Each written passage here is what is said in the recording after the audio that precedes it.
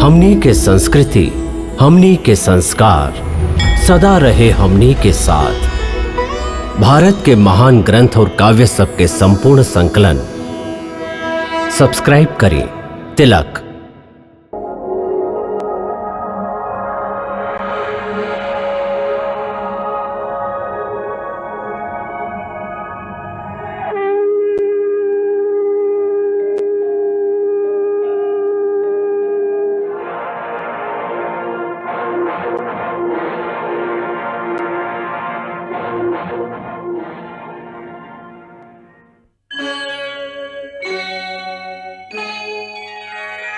कृष्णा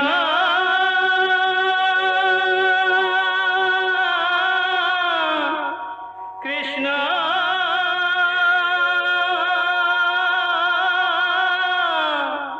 हरे कृष्णा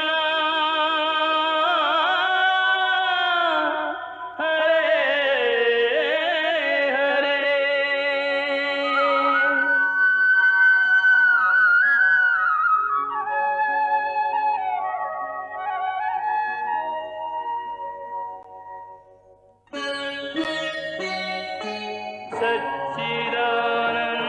सच्चिदानन्दरूपाय विश्वोत्पत्त्यादिहेतवे तापत्रयविनाशाय श्रीकृष्णाय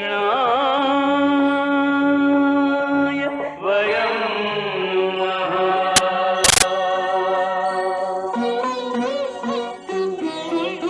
श्रीकृष्ण गोविंद हरे मुरारे, हे नाथ नारायण वासुदेव। हरे कृष्ण राधे कृष्ण राधे राधे कृष्ण कृष्ण हरे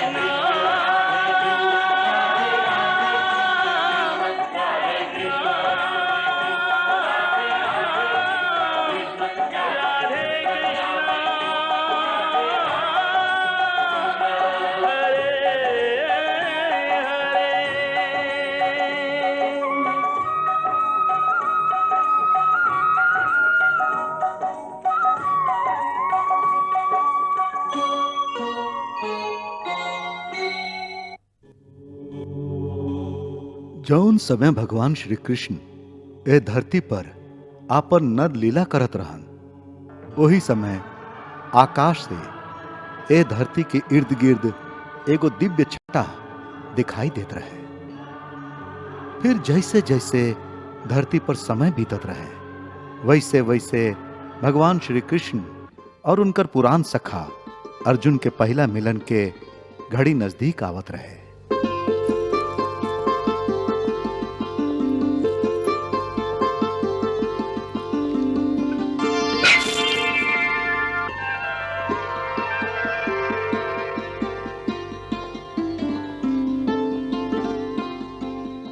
भगवान श्री कृष्ण जानत रहन कि अर्जुन के संगे उनकर पहला मुलाकात द्रौपदी के स्वयंवर में होखे वाला रहे।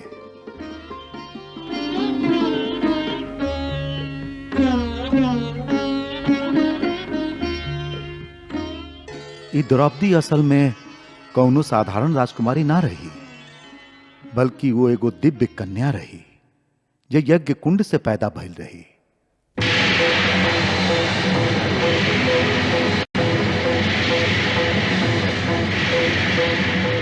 श्री कृष्ण और द्रौपदी आपस में आजीवन भाई बहन के रिश्ता निभौलन।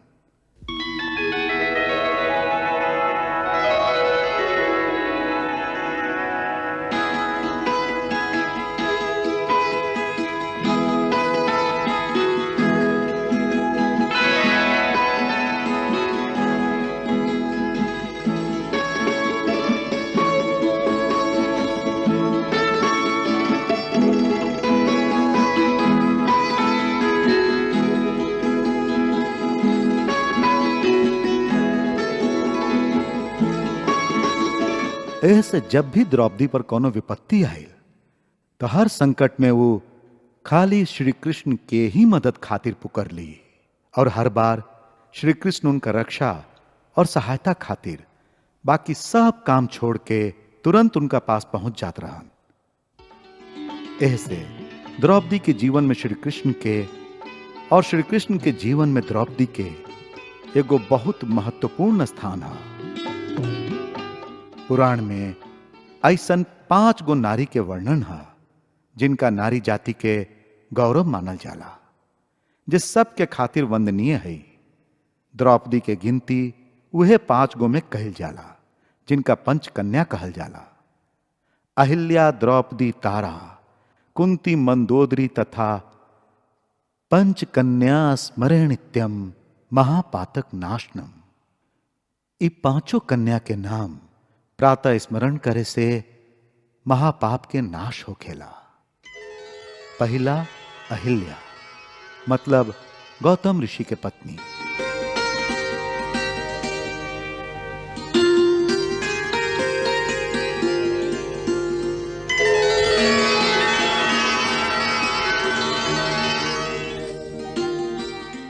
दूसर द्रौपदी, 5 पांडव के पत्नी।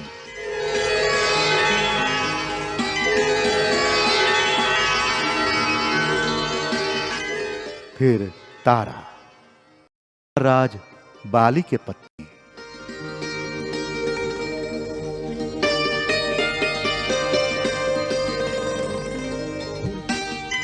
फिर महारानी कुंती, महाराज पांडु के पत्नी। और अंत में मंदोदरी, लंकापति रावण के पत्नी।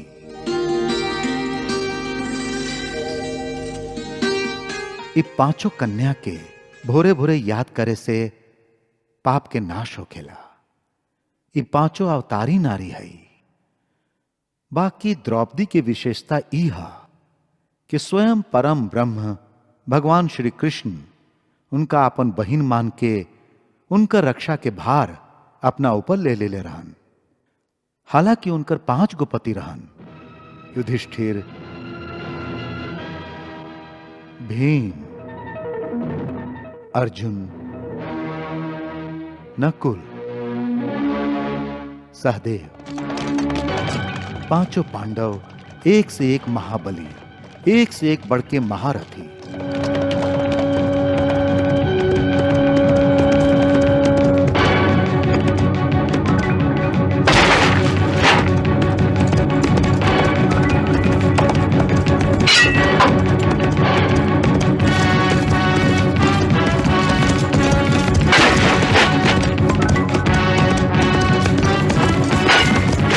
पांचों देवता के संतान।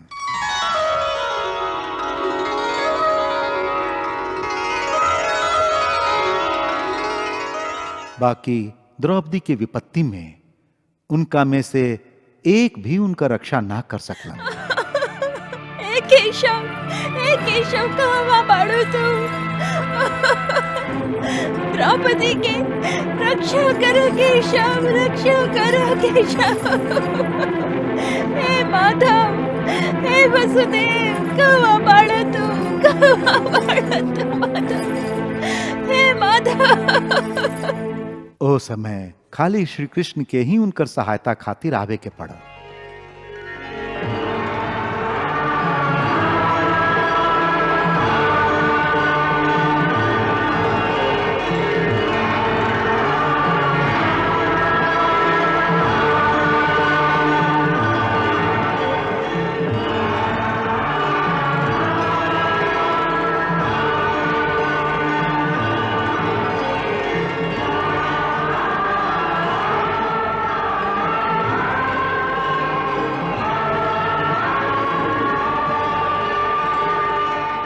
द्रौपदी के जन्म के कहानी भी बहुत विचित्र है। द्रौपदी के पिता महाराज द्रुपद और गुरु द्रोणाचार्य बचपन में एक ही गुरु के आश्रम में पढ़त रहन।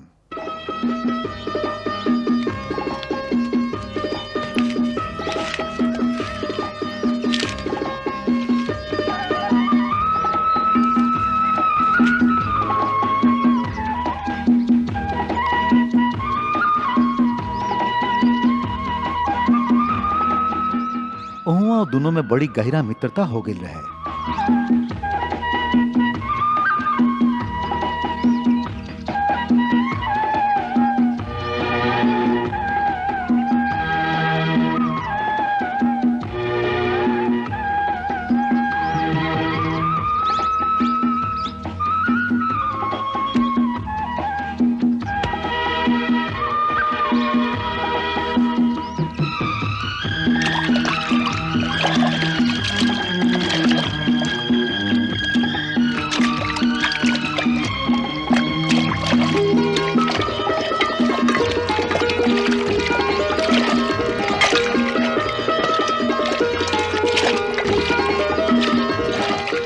और समय बीतला पर जब वो दोनों बड़ हो गए तो द्रुपद पांचाल देश के राजा बन गए। अपराधी के ओकर अपराध के सजा जरूर मिले के चाहिए। इनका 2 साल खातिर बंदी बना दो। ले जा इनका।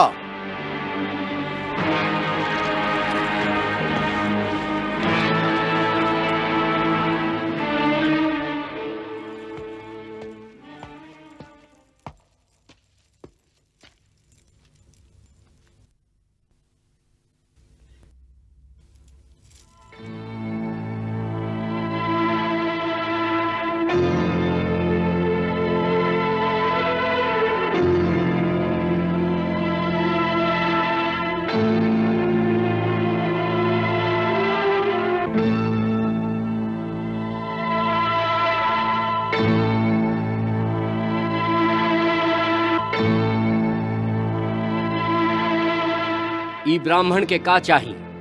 ई कहतारन कि ये आपके परम मित्र बाड़न। आपसे मिलके आप ही के बताइए कि इनका का चाहिए। मित्र और हमार? जी हाँ, मित्र और बहुत पुरान मित्र। हमके यह आशा रहे कि तू हमके पहचान बना। पुरान बात है, तू भुला गेल होकबा। हम तो नहीं की भुलाई। हाँ, तोहार होश जरूर खो गई है लगाता। काहे कि तोहके इतना भी होश नहीं के कि एगो राजा के तू कह के संबोधित ना कइल जाला, आप कहल जाला।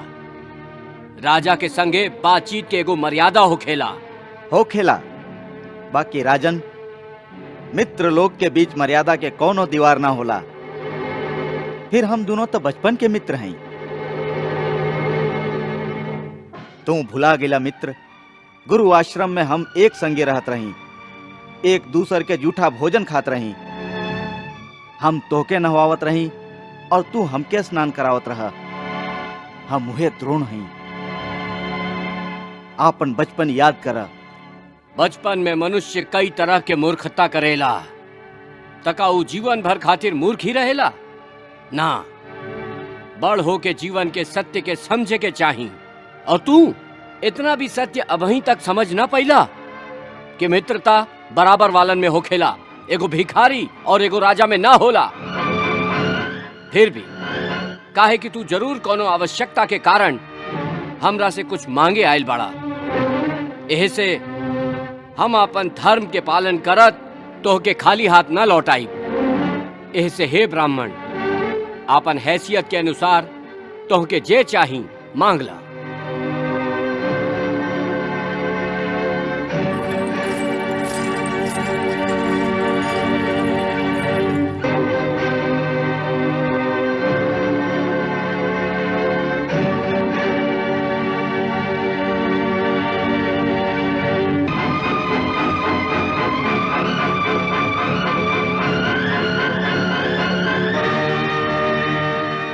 जे वस्तु मंगबा हम उहे वस्तु तोहके दान कर दे।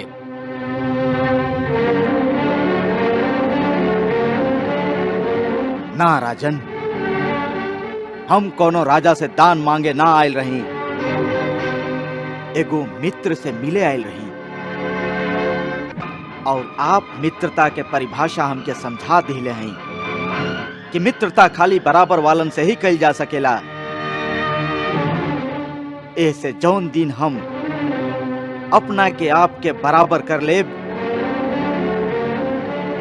वही दिन आपसे भेंट करब।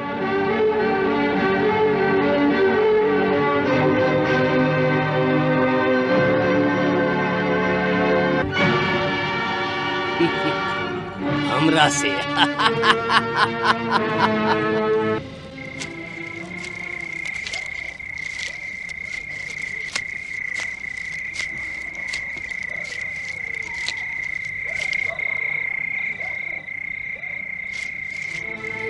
हम तो नहीं की भुलाई। हाँ, तोहार होश जरूर खो गई है लगाता। काहे कि तोहके इतना भी होश नहीं खे कि एगो राजा के तू कह के संबोधित ना कइल जाला, आप कहल जाला। राजा के संगे बातचीत के एगो मर्यादा होखेला। बचपन में मनुष्य कई तरह के मूर्खता करेला, तका ऊ जीवन भर खातिर मूर्ख ही रहेला ना। बड़ हो के जीवन के सत्य के समझे के चाही। और तू इतना भी सत्य अभी तक समझ न पैला कि मित्रता बराबर वालन में होखेला, एगो भिखारी और एगो राजा में ना होला। कि मित्रता बराबर वालन में होखेला, एगो भिखारी और एगो राजा में ना होला। कि मित्रता बराबर वालन में होखेला, एगो भिखारी और एगो राजा में ना होला।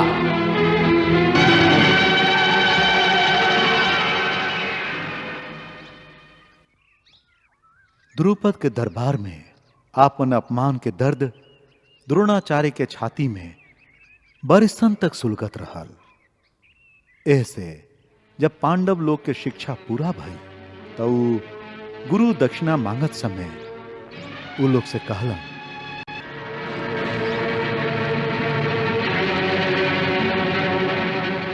हमार गुरु दक्षिणा एक ही है। पांचाल देश के घमंडी राजा द्रुपद के बांध के जीवित अवस्था में हमरा सामने लाके ठाड़ कर दा।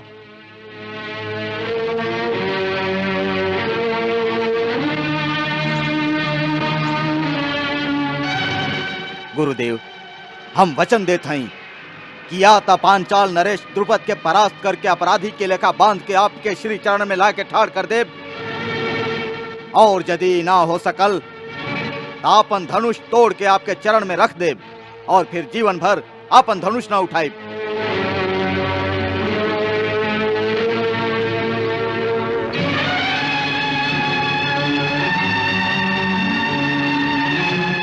हमके आशीर्वाद दी आचार्य देव, विजयी होकर।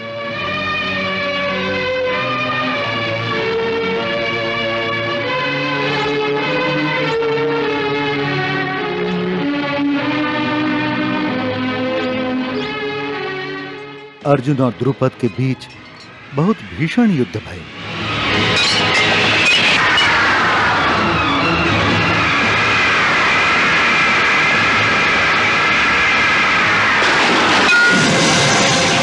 वाह अर्जुन वाह।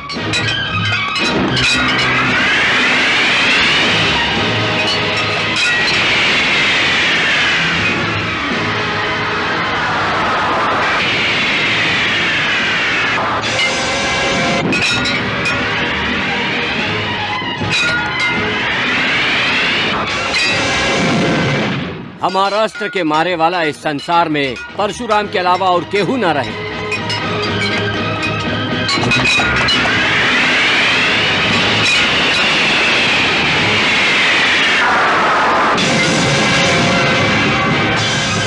काश तोहरा जैसन परम वीर हमार बेटा होकर तो हम सगरे सृष्टि के सम्राट होती।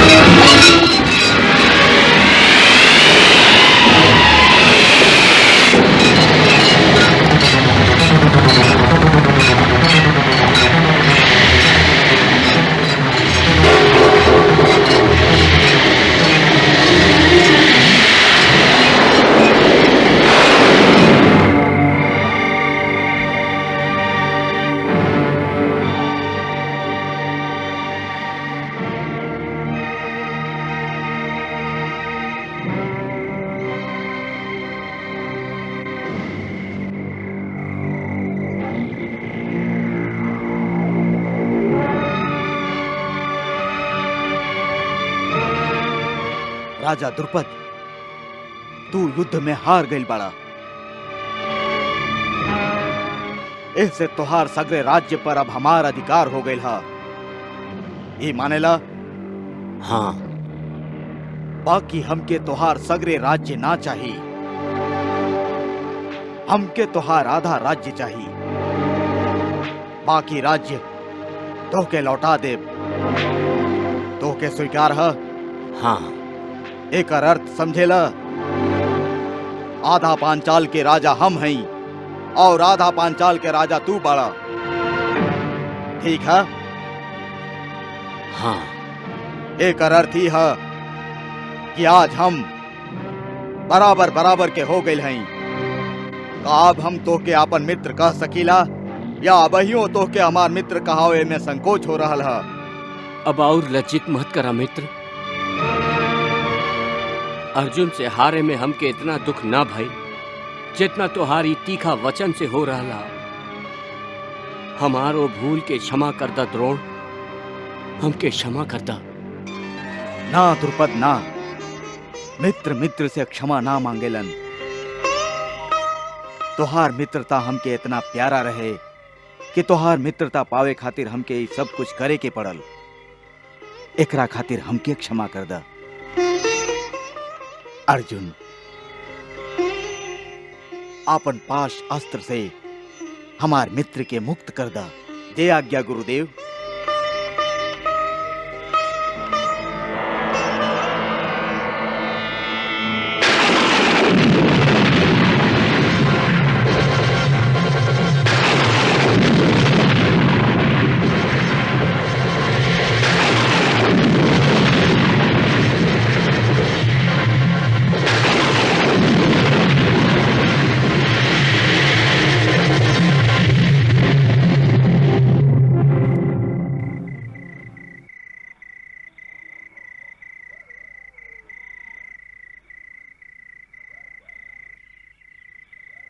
मित्र,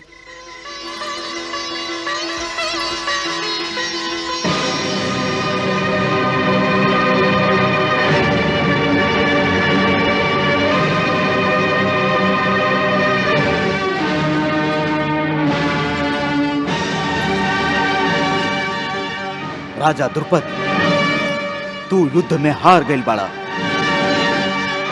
इससे तोहार सगरे राज्य पर अब हमार अधिकार हो गई है। ये मानेला, बाकी हमके तोहार सगरे राज्य ना चाहिए। हमके तोहार आधा राज्य चाहिए। बाकी राज्य तोहके लौटा दे। एक अर्थ ही है कि आज हम बराबर बराबर के हो गए हैं। बराबर बराबर के हो गए हैं। बराबर बराबर के हो गए हैं। बराबर बराबर के हो गए हैं।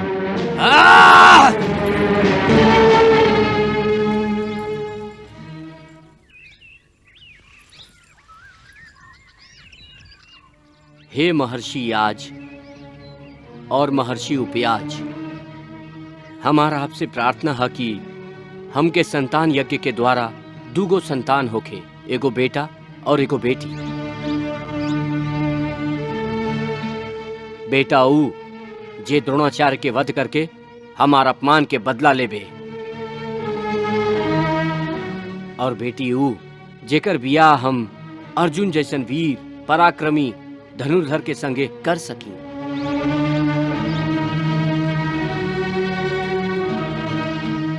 महात्मा याज और अपयाज बहुत तेजस्वी सिद्ध ऋषि रहन। ऊ जजमान के कहला पर एगो ऐसन यज्ञ संपूर्ण कैलन जैसे महाराज द्रुपद के दोनों इच्छा पूरा हो गई।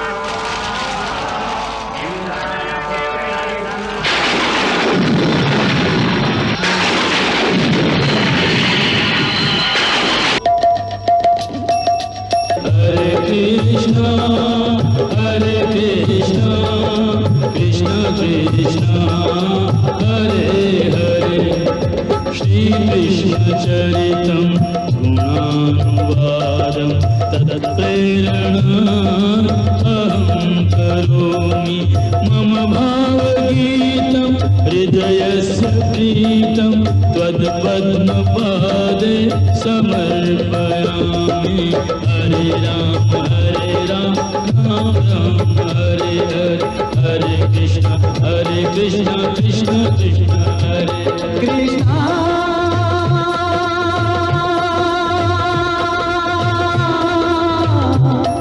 कृष्णा